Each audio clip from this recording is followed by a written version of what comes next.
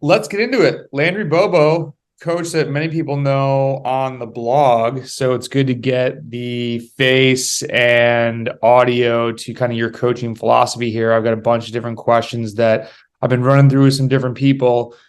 Welcome back to the podcast. You've been on it before, but we'll do this will be the formal coaching intro, we'll say. All right. All right. He's a man of few words. Let's jump into, I love this question because it is relatively simple, or I want to say it's basic, but it gets asked very often. And it's in relation to heart rate versus power. And first one, when coaching athletes for endurance rides, zone two, do you go by heart rate, power, both, something else? Kind of how do you view those rides? Um, Usually I like to keep an eye on both. And I mean, if your zones are accurate, they should line up most of the time. But I always like to think of power as a good guide for just making sure that you're keeping in a zone, especially if you have really undulating terrain. Like in North Carolina, where you're always going up and down, it really keeps you accountable to stay within your zone, to make sure you're not going up into tempo. But there's so many different variables to where I could be riding at straight zone two one day and my heart rate's completely controlled, and then another day, for whatever reason, whether I'm dehydrated or I just came out of a rest week or I'm coming back from an off-season break and my heart rate's just super high, that's when you start to go by heart rate.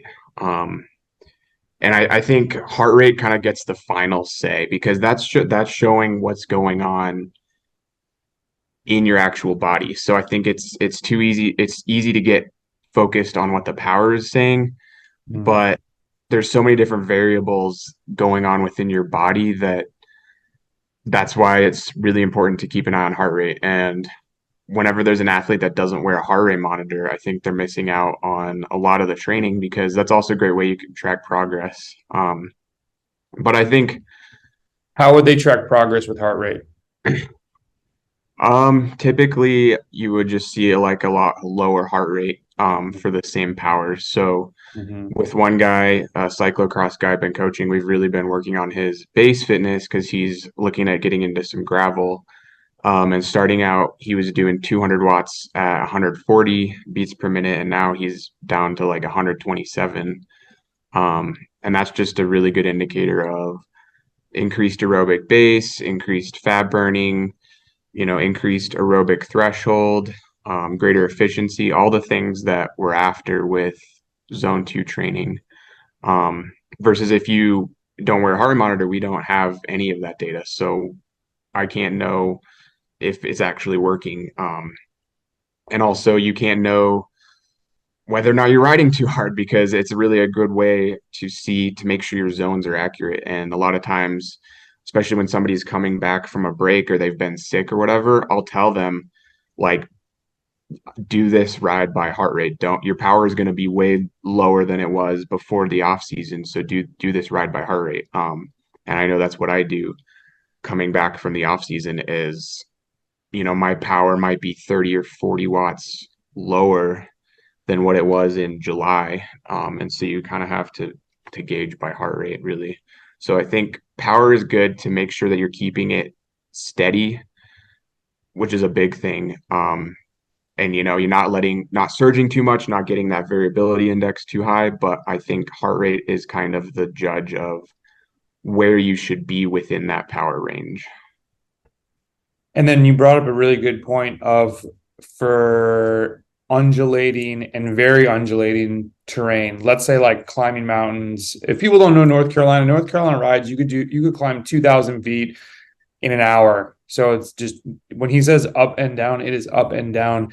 And you had made the comment of, you don't want to be surging and riding in tempo to keep your average power up. Do you then tell athletes like, hey, your average power is going to be lower than a zone two, like high zone two? That's okay. Follow the heart rate. Like, don't kill yourself going downhill. Is that like an expectation you set with them so they're not, or I guess I should ask the question, how do you keep them out of going to tempo to keep the average power up? Because, if you know what I'm saying? Yeah. I think there's like a ego aspect to it is that people want I kind of fall into this trap. People want their average power to look really good when they go out Mm, for a ride because they want to show that they're mhm. making progress or they want to like flex on their friends or something like that. Just don't worry about the average power And because just go by heart rate.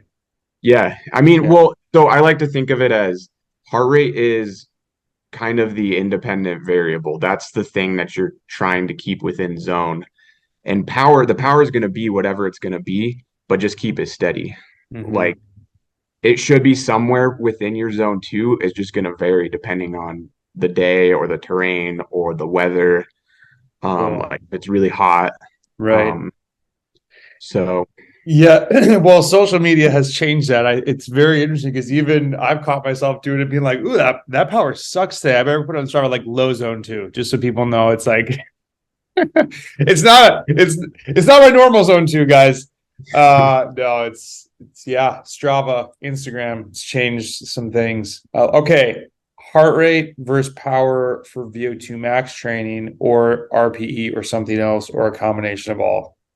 yes, um, I think it's important to, especially with a lot of the super threshold work that we do, to really focus on RPE and heart rate because sometimes somebody's zones could be a little bit too low and they might not actually be pushing themselves enough. So they might think, I have to, you give them a VO2 max workout and they think, I have to stick to this power. That's what coach tells me to do. But the design of this workout is you should be getting close to your limit. You shouldn't be like destroyed, but this should be a close to maximal effort. And so if you can go harder, then go harder. And that's why I like to make intervals that are actually RPE based, where I say do the highest power that you can consistently repeat for all of these efforts. Or if it's a more complex workout, like an over under workout, I'll just tell them if you can do more than this, then go for it. But then conversely, I also would tell them if your power is not there, then just do what you can and just, I mean, do the most power you're able on that day, but don't just give up because you can't hit the power numbers unless you're sick or something is wrong. There's just some days where you're not feeling it. Mhm. Cool. In terms of kind of just back to the zone two, high zone two, low zone two, or hey, it's a range for a reason. Do you have one? Do you lean one way or the other? Or does it depend on some type of scenario? Yeah, I kind of like, I mean, there's a range, but I kind of like the middle just because it's safe. I don't like to see people trying to peg the top end of the zone Mhm. because that's a little bit risky. Because we want to stay once you cross over that line, once you cross above your aerobic threshold, that first threshold, we're completely defeating the purpose of the session. We are starting to utilize more carbs than fat. It's going to be a lot more taxing than it needs to be, and we're not training what we were intending to train. So I like to keep it kind of my magic number would be like around 65% of FTP for the most part, Mhm. just because it's hard enough to where you're going to be getting some good gains out of it, but we're not hitting that limit to where we might be crossing over.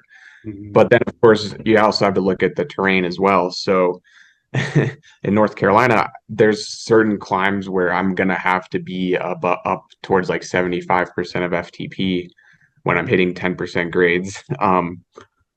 And then obviously you have to look at the level of the athlete as well. If they live in a really hilly place, um, and they might not be as fit as somebody else, it might be really hard for them to keep it in zone two, which is just kind of the way it is. But and it also depends on the time of year as well. So I think during base season, I like to ride maybe a little bit higher in zone two, Mhm. especially if you're more limited for time because we can do more work. We can burn more calories and train the fatigue resistance to a greater extent. If somebody's able to do more high volume training, then I think it's better to go a little bit easier.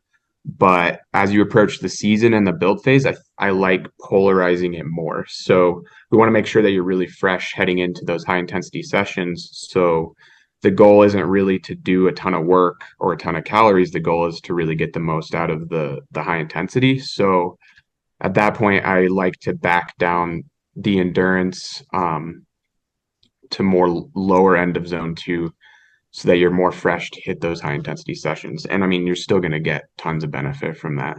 Hmm. It's you made a good point about the tempo early on, and I think for newer listeners, I want to second that big time because tempo is fun. It's fast fun. And it gets to a point where there are definitely athletes as they get fitter, they're like, oh, well, I rode kind of more tempo today and I still feel good. And you do it again. You do it again. It's not like a couple tempo sessions are going to wreck things, but I have definitely seen in myself I have two athletes right now that they're relatively newer and working with me. And I'm begging them to stop making these endurance rides, tempo rides. And I've seen over like an 8 to 12 week period where it really flattens people out if they do too much tempo. And two of these guys kind of bought into it and are more doing actual endurance rides. And now their harder rides are harder and setting PRs. And it intuitively to me, it's like, yeah, it's not really that big of a difference, but it really matters. It really matters. So I definitely want to second that. It's still shocks me at the difference in how much harder you can go when you really keep the easy days easy. Moving on from that, do you focus on heart rate decoupling at all? And this will be the last kind of heart rate question. Yeah, I definitely take a look at that. It's definitely a good measure of your durability and your endurance, and kind of where your base fitness is at. There's so many factors though, Yeah. especially once it gets hot out, it's super hard to keep that low. And so it's going to be hard to compare your heart rate decoupling when it's 80 degrees out versus what it was when it was 50 degrees out. Mm-hmm. But providing that we have similar conditions, so especially when somebody's doing a ride on the trainer in the winter, it's a really good measure to see where how their endurance is. And I mean, if you can do 4 hours at 65% of FTP with no drift, that's a really good sign that, I mean, first of all, your base fitness is in a really good place, but also that you're handling it well. I mean, it's probably not even taxing you that much if you're not having any cardiac drift with that. So Mm-hmm. it's a good sign that your base fitness is where it needs to be. And you made another good point that jumped out to me of when you're talking about the difference in time of the year. There was a podcast a few years ago where guys were talking, it was a world tour athlete, and he was like, we all set these crazy PRs in January, February, numbers that we're not going to hit in July, but our repeatability increases. Like we couldn't go race the tour in January. And I've definitely had people that have said, hey, I'm hitting 300 watts in January, but now I'm stuck at like 285. It's like, well, let's look at this scenario. And sometimes it's just this, they're building their fitness, they crank out one crazy effort, and that was it. But now they're doing, instead of 300 once, they're doing 285 multiple times for whatever the duration is. And it's tricky. Like if when I was trying to do the self-coaching, like you're in the forest and you're just looking at these singular workouts, and it's like you can trick yourself. And when you're not, and the time of year makes a huge difference in so many aspects. It sounds so basic, but really got to zoom out. It's important. Let's talk about VO2 max training. How do you decide what type of VO2 max workouts for different type of athletes? Um, yeah. So a lot of times, especially early in the build phase, I like to just in general for most athletes, well, I like to gradually ramp it up. So I want to choose workouts that are going to be more doable, that are not going to be as challenging when we start out in January. And then we gradually progress to harder and harder workouts. So I like a lot of kind of like the lower end lactate clearance type workouts, or something like that early in January. And they can kind of build confidence from that and get some of those initial adaptations. And then you've adapted to that. That feels easy. Cool. Let's make it a little bit harder. Um, I'm a really big fan of intervals that just focus on kind of hitting everything. So something like a 5x5 is a really good workout, especially for race specificity, but you can't really bank quite as much time at high intensity. And those can also get really mentally taxing and physically taxing. So I like to do workouts that are still super threshold and are still going to get your VO2 max up, but that are going to be a little bit less demanding. So I like to do one that's it's 3x4 minutes with 1 minute of rest in between at like 105% of FTP. And you do that 3 times. So you end up banking like 40 minutes above FTP, but and mentally it's so much more manageable because you only have these like 4 minute blocks and you're not completely maxed out with every single one. But it depends on the athlete. So I have a guy who he has a huge aerobic base, but he really has a hard time with the higher power efforts. And he feels like he told me that he's never felt what it's like to be actually maxed out aerobically because muscularly he feels like he can't push the the power needed to actually get it there. Hmm. So with him we've been doing some 5 minute intervals with a ton of rest in between so that he can hit those really high power values to train the muscular aspect, or kind of the 30-15s where you can bank a ton of time at 120% of FTP or something like that. Um, but I think for most athletes, especially starting out, I really like the workouts that would accumulate 30 plus minutes above FTP, and sustaining that power. So a lot of the over under workouts we have, the rook intervals, once you get ready for Good luck, race. everybody, if you get those. Those suck. Oh, you got to give it another shot. I did that on the trainer a few weeks ago, and I saw that. I almost called you out. I was like, "All right, Brendan, when are you gonna do this one again?" I should do it again. I'm feeling been getting spicy, so that'll come back in the rotation one of these days. Let me get clarity on when you had said something that works on everything, are you referring to everything in terms of like the VO2 max realm of like power, high heart rate, or what did you mean by everything? Yeah, so when we look at some of the high intensity adaptations, we want workouts that are going to, first of all, train lactate clearance. So get above your FTP, go below and train your body to clear it. And then also workouts that are going to accumulate those high levels of lactate, because lactate actually is a signaling molecule for aerobic adaptation. So um, if we can have workouts that really accumulate a lot of lactate with aerobic based intervals, that's actually going to really help build the aerobic engine. So I like workouts where you are sustaining high power outputs for a long time to really have that signaling, versus if you have like a 4x5, you're not going to be having as much time at that high power. And then I think the other thing is the muscular endurance aspect. So just being able to sustain a high power for a really long time. Um, and then third thing, yeah, like VO2 max. So hitting that VO2 max, training the cardiac output, um, and the plasma volume and all that stuff. So if we're going to do 2 high intensity workouts per week, and our goal is just aerobic adaptations, why don't you pick a workout that's going to train everything? Because we could do we could do a 5x5 workout that might be really good for training VO2 max to some extent, but maybe we're not training the muscular endurance to the same point, and we might not be actually spending quite as much time above FTP. Or we could choose maybe an FTP workout. Sure, we're training the muscular endurance, but we're not really hitting the VO2 max or training the Mm. lactate clearance as much. So I like workouts, extended workouts where kind of you can train all three. So over unders are great for that, because if it's hard enough, you can train your VO2 max, you can the interval could be 15 minutes long, so you could really be training the muscular endurance, and you can be training the lactate clearance all at once. Mhm. So that's why I really like those styles of intervals. Yeah, I need to get back on.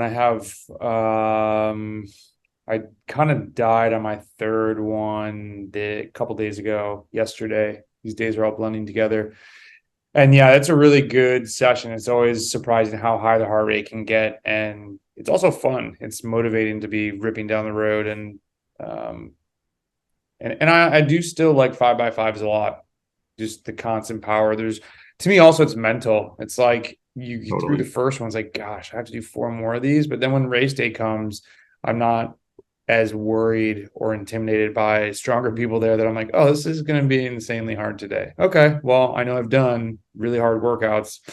At least I'm putting my Mm. best foot forward. So, Yeah. Well, there is like the mental toughness standpoint, which I that's actually a reason why you would select one workout over another is you need to mentally get used to doing an effort like this. So we when you give a workout to an athlete, you also need to think about not only the physical load but also the mental load. So mhm, I know some athletes they love to suffer. Other athletes they don't really like the intervals as much, and so with one guy I know that the year before he burnt out in like June because he was just tired of doing these hard workouts. And so mhm, he emailed me and he's like, "Hey man, why aren't we doing these 5x5 VO2 max workouts like we were doing last year?" And I was like, "Well, last year we did these really hard intervals and you ended up burning out by June because just you weren't overtrained, but you were just kind of mentally tired of it." And so I was just like, I would rather us do workouts that are maybe slightly less mentally taxing, but be able to do them the whole year. So sometimes though you want to choose a workout because it is mentally hard. So going out and like going for KOMs, for example, is a great way to train mental toughness because you know you're going to be basically murdering yourself just to get through that or VO2 max workouts as well. So you kind of have to balance what's best for adaptations, but then also what's best for kind of the race specificity and kind of the mental component as well. So I think early on in the build phase, it's good to select workouts that are just solely focused on adaptations. And then as you get closer to your races, think about what are my race demands physically, but also mentally. mhm. And then kind of tailor that fitness that you've built already through the early build phase into that race specificity. So I like to think of it as in the base season, we're building the base of that pyramid as wide as possible. Early build phase, we want to do kind of the workouts that I talked about, workouts that are going to hit all of those components to build that peak. And then as you get closer to your races, we want to use that peak with like race specific training. Awesome. Do you look at the relation of FTP to VO2 max power at all? This is kind of like everyone's sort of split on this one that I've asked in order to dictate training. If so, what do you like glean from that? So you mean like how high somebody's VO2 max power is relative to their FTP? Yes, exactly. Yeah, that's definitely something that I look at. In fact, one athlete that I was talking to has a very low VO2 max relative to his FTP, but he's like a diesel. But we know that that's a weakness for him, and that's something that we need to work on. So we've definitely been hammering the higher power efforts to really try to get that up. And I think it's also can actually be an indicator of potential overtraining or just like kind of somebody who's done a lot of sweet spot. So I think a lot of people who need to polarize their training more have a much smaller VO2 max Hmm, relative to their FTP. So that's also just an interesting. indicator that we need to polarize your training more and we need to spend more time in zone two and we need to make your hard workouts a lot harder. Cool. Awesome. Let's get into strength training. Strength training, yes or no? Of course. Of course. Okay, so who yes? Anyone no? Is it for everybody? No, it's not for everybody. Ooh, who is okay? Who is it for and who is it not for? Um, well, for one, we have to look at the time that people have. So there's just some people that it's just not going to happen. They whether they're not willing to or they don't have time, it's just, you know, Yeah, no, it's it's just not going to happen. Yeah, I mean, you've said it. Those people out there that are listening are like, yeah, that's me. It's like I'm just not doing it.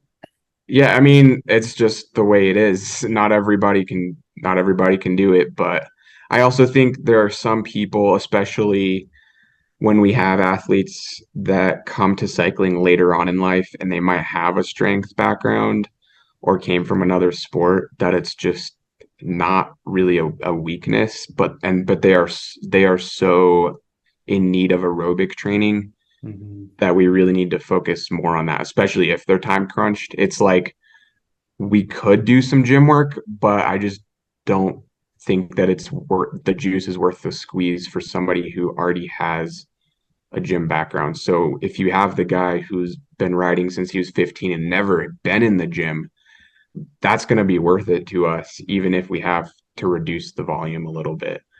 Mhm. But the guy who's been lifting since he was 15 and is totally ripped, but doesn't have the aerobic engine, can benefit more from really channeling his energy into the bike. But for most people, I do recommend it.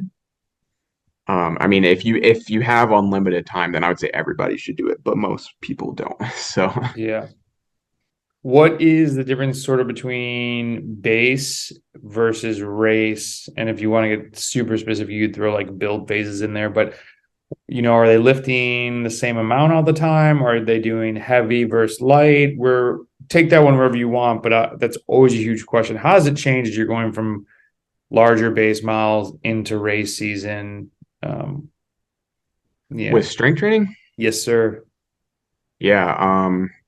So if you're looking to get strong in the gym, you definitely want to take advantage of early base. So let's say you start training in November. I think November and December is really the time when you want to focus on just getting as strong as possible. And your intensity on the bike should be pretty low. And the way I like to think of it is hard gym sessions are high intensity sessions. And regardless of whether it's a bike session or whether it's a gym session, those are high intensity sessions. So you shouldn't be doing two high intensity sessions in the gym and two high intensity sessions on the bike. That's four high intensity sessions. You're going to get overtrained with that. So in the early base, those are intense sessions. The gym sessions are our intense sessions. That's not to say we're not doing any high intensity, but it's just going to look a little bit different. And that's kind of where I like to prescribe a lot of low cadence training, which maybe you'd want to touch on that. Um, because it's really compatible with building strength in the gym. But then as you transition to the build phase, that's when you'd want to scale it more down to maintenance because it's unrealistic to continue to build strength and also reach peak fitness on the bike is just going to be it's going to be too much. And so in Let terms of me like free sorry, Yeah, go sorry. ahead. No, I was going to ask you if you could just get into when you're talking about you use the term like a maintenance lifting, what would be hit the November, December high intensity lift session? Obviously it's going to vary, but like, is it 3 reps, 5 reps, lots of reps? And then what would maintenance be? Yeah, so my undergrad was actually in strength and conditioning, so a lot of most of the things that I learned when I was in school was you want to do more higher volume lifting kind of early base season and then transition that to lower volume lifting later on. So kind of 8 to 10 rep range early on, especially if somebody's new to lifting. I actually wouldn't even go beyond that in their first year. Um, but just getting the movements down, getting those structural adaptations down, because if you just jump in the gym and you just start doing 5 by 5, you're going to injure yourself. And there are adaptations that need to take place with the lower weight before you progress to the higher weight. So even your ligaments and your tendons are not adapted to handling that higher weight. And so it's no different than cycling training. You need to build that base. It's just going to look a little bit different. But at the same time, if you haven't lifted, if you haven't lifted in 9 months and you're just getting back into the gym, which you should be doing maintenance lifting, but if you haven't, you're going to see gains just from doing 8 to 10 reps, like three sets of 8 to 10 reps. You're going to see gains from that. So tap that out and then progress from there. You want to do the minimal Mhm. effective dose. Mhm. Um, and then That's as we key. That is key. Minimal effective dose. Sorry to cut you off, but that is something that I've been personally trying to hone in on. Of it's easy to go overboard in the gym. It's fun. Like once you get into it, it's like, yeah, maybe I'll do one more set. It's like do the least amount to get the most gain. I just try to always remind myself of that because I've screwed that up before. And I would say I would also add to your point of if you haven't lifted before, when he said don't go heavyweight, go low weight or start no weight. I mean, people that do air squats who haven't squatted are sore as hell the next day. Adaptation phases. If somebody doesn't know what that means, email one of us and we'll help you through understanding that a little bit more. Like it is very on paper, it sounds very easy. Go in a gym and do it, and you'll be glad you spent the time before you put weight on the bar. You don't want to injure yourself lifting. That is not the point. And then, sorry, so I cut you off there. And then going to maintenance would be, so that's more heavy. And let's assume someone's been lifting. We'll take like the noob out of it. They've been lifting, they've done the higher volume in the base phase. So then when they're getting towards racing, are they lifting heavier? And then what's the frequency? So to clarify, like I would say during the base season, your goal is to get stronger. So that's where we look at the progressive overload. Once you get to like the true build phase towards racing, is just about maintenance. So you shouldn't be increasing weight at that point. Okay. So again, back to like the minimal effective dose, one heavier lift per week should be enough to maintain most, if not all, of your strength. And then I've actually found it really beneficial to do a second lift, a lighter lift later on in the week. And that can even be done from home. And I think I've found that it actually helps to maintain strength gains so that when you go into the gym, if you go to the gym once a week on Wednesday, when you get back in the gym, you don't feel like you haven't lifted in a week and you kind Mhm. of have the movement patterns down. You don't feel like you get stale. Because I've tried lifting just once a week. And if you haven't lifted in a week and you get back in the gym, you just feel kind of stale. But I've Yeah. also found that it actually minimizes soreness a lot. So like just random template of what I think works really well for maintenance lifting during the season is 1 day per week of heavier lifting. But you should not be progressing past the highest weight that you lifted during the base season. And Okay. then one lighter session maybe on the weekend. And you can even just do that from home. Like if you have some dumbbells, do some goblet squats with 40 pounds or something like that. And then with that heavier session, you're also going to be doing less volume. So you want to maintain the intensity, but you want to do less volume. You want to be tapping out the weight because you're really trying to maintain those neural adaptations. You're trying to maintain that signal between your muscles and your brain, but you basically just want to kind of tickle the heavy weights and then like shut it down. So do kind of like a pyramid. So do 10 reps, 6 reps, or do 10 reps, 8 reps, 5 reps, and then maybe do 2 sets at kind of like your max weight and then shut it down. Um, and then I think also in terms of programming, it's good to do it before a rest day so that you're not compromising any of your bike sessions because the bike is a priority at that point and the lifting is secondary. And I think even if you lose 10% of your strength, but you're able to train with high quality on the bike, then you're not gonna if I'm squatting in December 150 pounds and then all of a sudden in July I can only squat 140 pounds, it's not gonna affect my cycling like at all. No. So you're better off being conservative and just not worrying about it. And as long as you're lifting consistently, even if you have a race and you haven't lifted in 2 weeks at some point in the year, like you're still going to maintain most of the strength that you built, and you're not going to notice a significant difference. But if you stop lifting altogether, then you are going to Oh, lose dude, those gains. yeah. The noticeable difference in people that haven't lifted, I don't think, well, they're not going to relate to this, but like when you are smashing in at FTP or higher, and you just, I don't even know how to describe it. People, when it's like this one guy, George, used to be like, there's just another gear. He's like, I feel like a monster when I come out from lifting a ton. And it is just the power that you can feel delivering through the pedals. If I only do once a week, I do feel that decreases. And so I've been trying to do the twice a week, second lighter lift. And for someone that wants to do it at home, like Landry saying, it's amazing what you can do with a 30 or 40 or 50 pound kettlebell. If you don't have dumbbells and you don't want to invest or don't have a space for like a whole gym setup, you don't need that. You can get by with so much with goblet squats and renegade rows. And there's just so many exercises you can do to stay sharp so that when you go back and lift heavy, you're ready to do it. And I'm excited to, I was getting into the trap of trying to keep all the highest weight possible.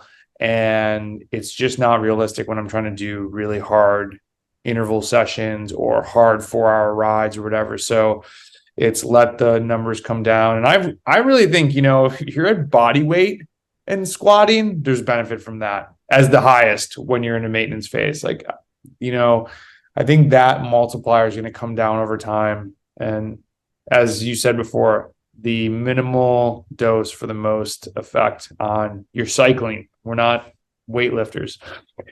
Okay, a couple miscellaneous questions. What do you see as the biggest signs from an athlete of fatigue or fitness? Well, first of all, I would actually say the comments that they put in Training Peaks. Mm-hmm. If they just say they're feeling tired all the time or they're just not motivated, that's why I'm so big on comments. Like I can't tell everything from the data. I need to have that subjective piece as well. I need to know how it felt, but I think just the quality of the intensity goes down.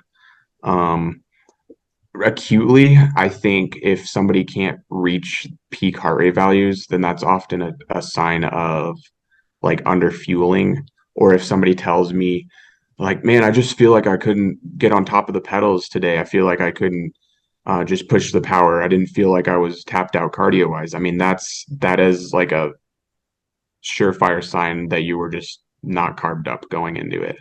Hmm. Um, but I don't know if like we're talking overtraining. I mean, it No, would I think just that's, I mean, that was good. Oh, well, you could go into overtraining if you want, but I think that's beneficial for people to hear. Like your communication is huge. Everybody thinks there's sometimes going to be like magic from WKO. And it's like, no, tell someone. I had an athlete that one time had said, I don't want to tell you when I'm tired. I feel like I'm not doing things right then. I'm like, no, that is not. I feel like I should have explained that, like communicate everything. How you feel. It doesn't mean you're failing. It just means you're tired and we need to back off a little bit. But sorry, what were we going to say about overtraining? well to your point, like so much of coaching is just anecdotal experience of us as cyclists, but also just knowing how things should feel or how things shouldn't feel. Like I've made all the mistakes already, so I know what it's when something is wrong and what it feels like when something is wrong. So if you tell me I just didn't have any energy today, well then I know that you were not carved up going into it because I've done it a million times. So um I'm sorry, what was your question? You were going down an overtraining thread, but I think we're good. Yeah, okay. So what do you see as signs of like fitness when somebody's, and it might be what you said before, but like when somebody's starting to ride well or they're going into races well, is there anything that you look for or see, or maybe it's their comments of like how they're feeling when they're riding? Yeah, so first of all, there's subjective comments. Usually they'll just say that a workout felt easy or they this workout didn't feel hard at all. So I'll give them a workout that I've done myself. I test out all of my workouts first. And so I know if your zones are accurate, this should feel really hard. And so if you hit the numbers and you say it felt easy, then it's like, okay, you've obviously gotten a little bit stronger since the last time you did that workout.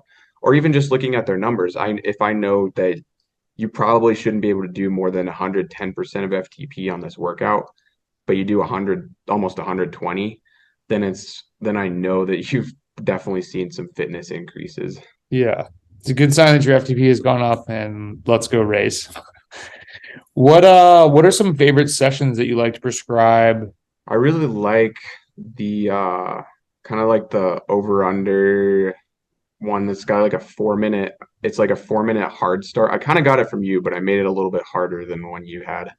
But it's Shout like out. 4 minutes. I took that from Tom Bell. Shout out to Tom. Okay, okay. Yeah, I Yeah. like that one. It's like 4 minute hard start, and then you do like over under like 1 minute, 1 minute up, 1 minute down. And that's one of those workouts that kind of trains a little bit of everything. Oh, you made it 1 minute up, 1 minute down. Yeah, I don't think his was Yeah, that. I think yeah. his I was mean, like I did it, and I didn't think it was hard enough, so I wanted to make it harder. So, fair but enough. that's one of those ones that kind of trains everything, and it's also like pretty fun. So, and I also Hmm. like the kind of the lactate clearance one that you have, where it's like the 30-second surge, and then it's like 2.5 minutes of rest, or there's one that's like a little bit longer. I kind of modified it. So I have one that's the 30-second surge, 2.5 minutes at tempo. And then I had one that was a minute and a half. And then I had one that was a minute. And I kind of like progressing those to make them harder and harder. And if somebody And doesn't that's, know what like a lactate clearance workout is, a lot of times it's you have an under portion in tempo, low threshold. You could even, it's not really tech.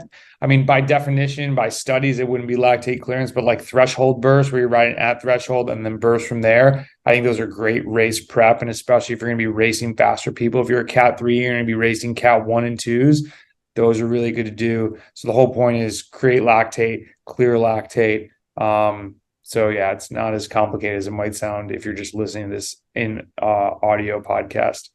And sorry, what were you going to say after it doesn't matter, but that? but to the lactate clearance workouts, I think slash over unders is they give you so much more benefit than just doing like steady state threshold, I think.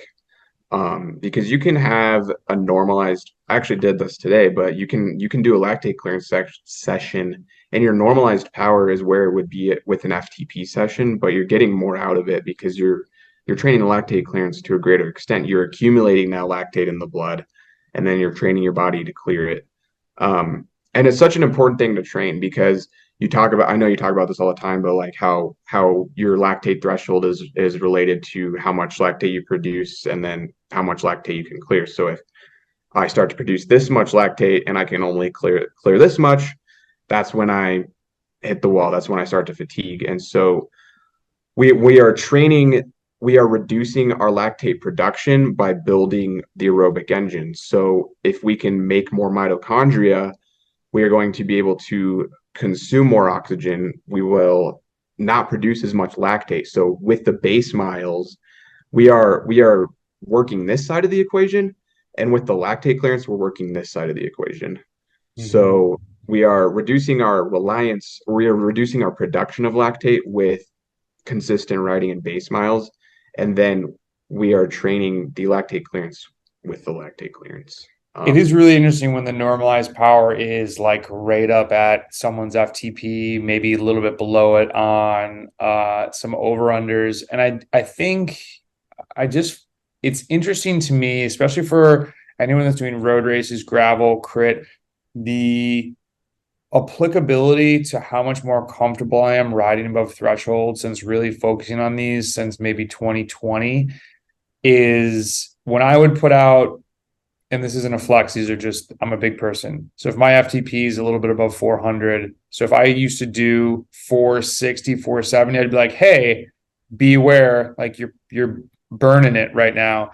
Now that's when I'm at like 500. I'm like, yo, this is not going to last forever. Like, and those little surges, I'm talking like, even if you're in a group ride and it's like a 30-second surge, you're not going to explode from that. But too many of those over a 25-minute period, you're going to be effed. And so just the ability to ride well above threshold has massively increased. And it's been just really surprising. And I have I'm not knocking constant power. I mean, that's how I was coached for many, many years.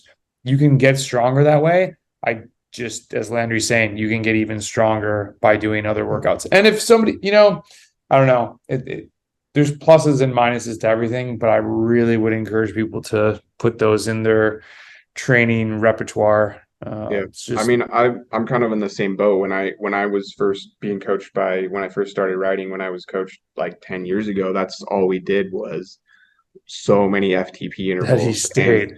like I'm naturally more of a diesel type rider, and so just training that more and more and more really made me like one dimensional. So I was really good at these long hill climbs, but like I just had no ability to go over. I could hold this forever, and if it was like Mount Evans hill climb, which is 2 hours long, I would just smoke everybody.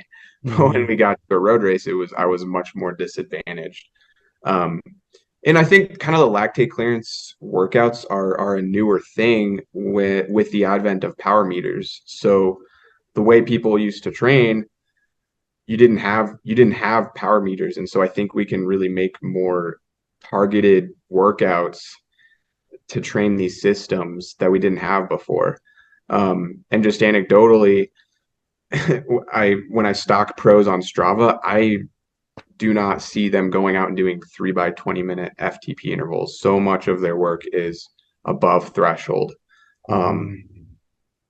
it's very rare that I see steady state workouts. I think too, I would echo the dieselness. And one thing that over-unders, I really do believe they will help you level up your game in terms of I got stronger riding at constant power, but when I was racing much faster people, if I went to road nationals for Cat ones, if I raced a gravel race and you have just people just much better than me, those were the races where I just couldn't seem to get to the next spot. It was like I could not get on that podium, and still working to try and do that. But I've come so much closer since dialing in training that's above threshold and not at threshold. It's so we won't kill that any longer. Okay, yeah. What excites you about the future of training, racing, coaching? Anything out there that's caught your eye? I don't know. I think something that excites me is just how many more people are getting into cycling because we just have so many different ways for people to find what they enjoy. So we now have gravel racing, we still have road racing, we have even Zwift now. There's just so many more ways for people to enjoy cycling. And I mean, obviously that's good for our business, but it's just great to see people getting on bikes. I mean, I think if everybody in the entire world rode a bike, I mean, the world would be a better place. So, and I think especially since coronavirus, I think there's been a lot of people who have kind of picked up cycling as well. So, I think from COVID, it's been a lot of people that have moved away from the office all the time or have realized that their business still runs, even if they go for a 2 hour ride on a Wednesday. It's like, wait a minute, what have I been missing? I need to do this a little bit more. And that's been really exciting to have some of those conversations where athletes have just straight up said, I want to ride my bike more. Like I did that through COVID. I want to make that happen. So if anybody's in those shoes, do it. Make that change if you can. It's definitely worthwhile. Let's talk about nutrition. What about on the bike? This Landry's had some posts that he's got me on his nutrition plan. Let's talk about on the bike fueling. What are you I putting in have the you on bottle? my nutrition plan. What does that mean? Sugar water Oh, and well, not you're not the maple syrup, but what are you putting in the bottles? And then any nutrition tips for off the bike? Let's do on the like bike, off the bike. so general, like in terms of quantity, I think you will notice a huge difference if you get to 90 grams of carbs per hour, 90 to 120 grams of carbs per hour. For which sessions, which rides?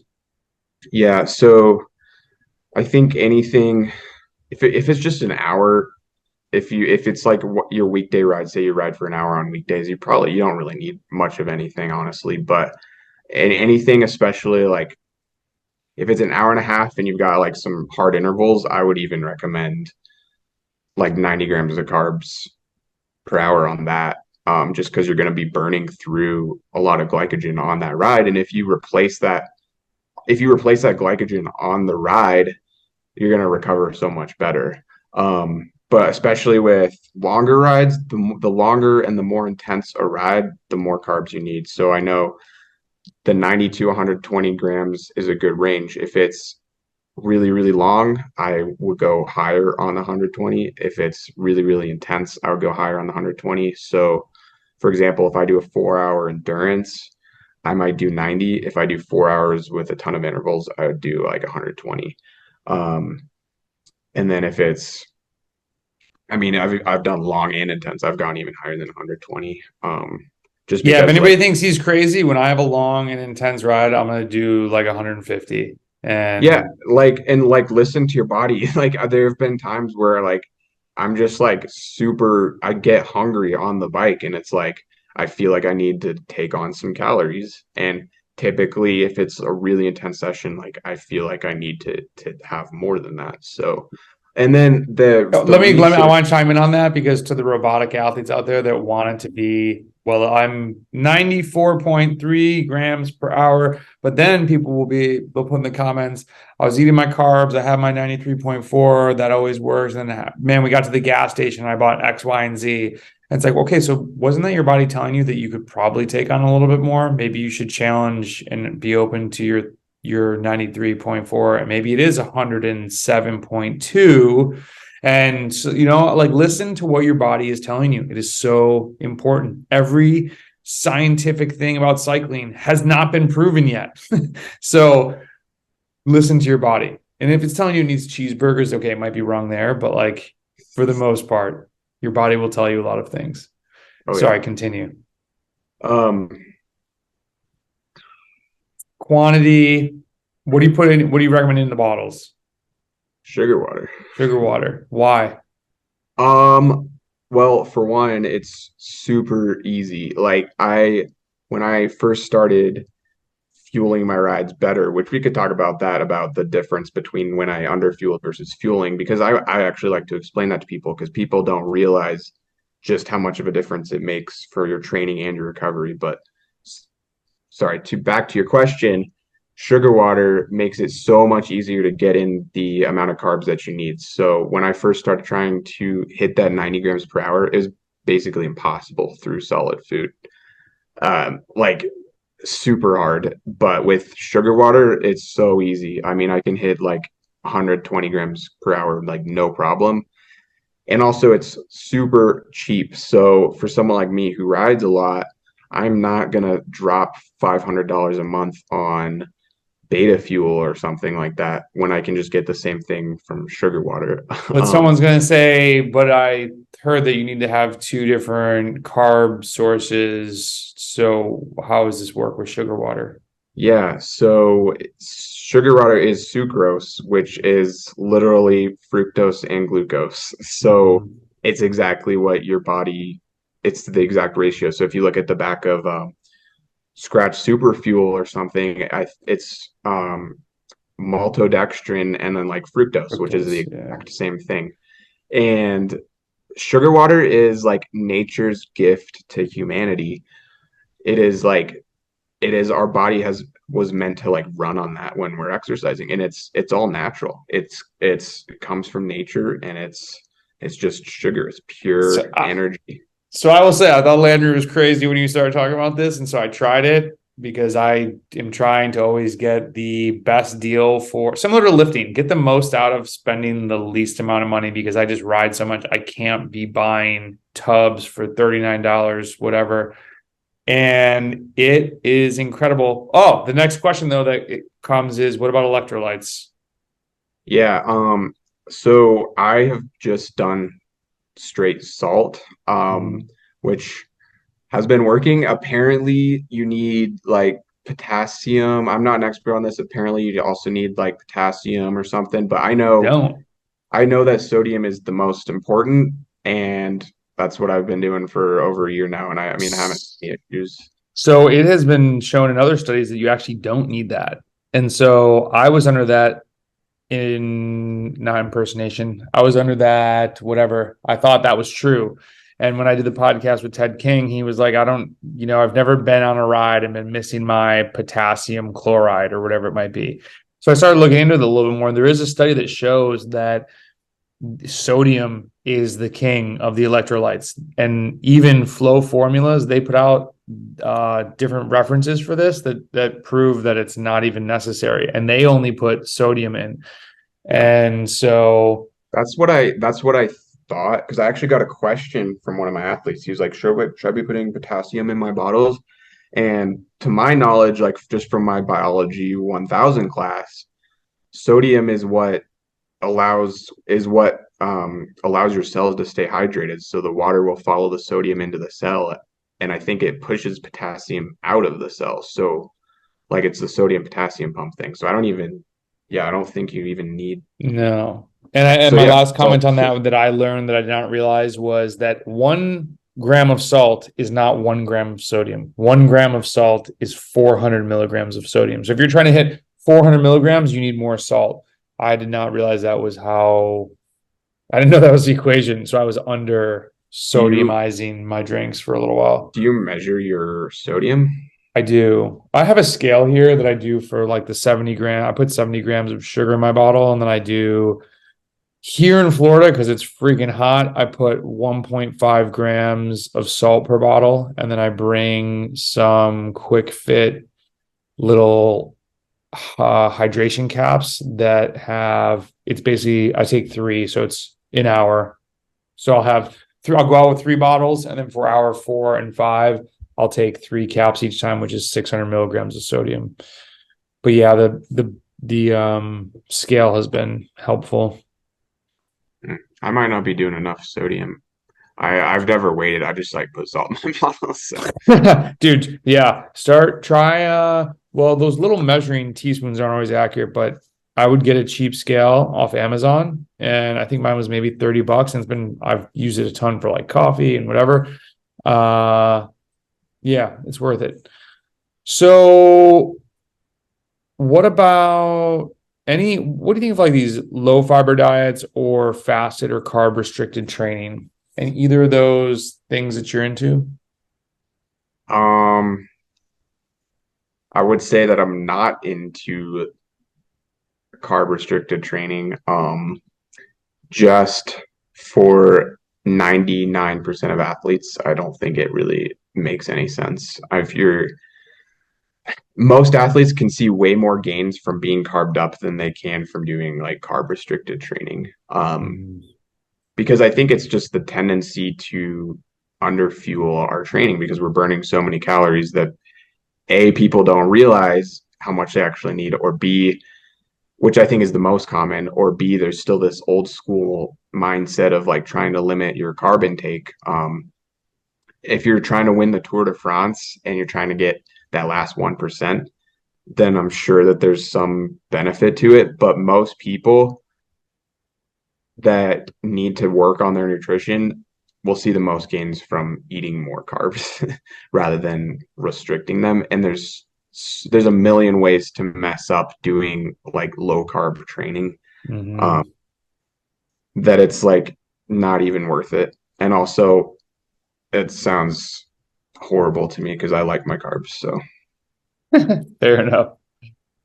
We're kind of at an hour, so I think the last question is, do we miss anything or any topic or any other comments for the listeners that you want to bring up?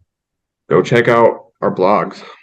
Yeah, I will kudos. Landry has written some awesome articles, some really unique topics. They definitely can help you get faster. They're obviously free.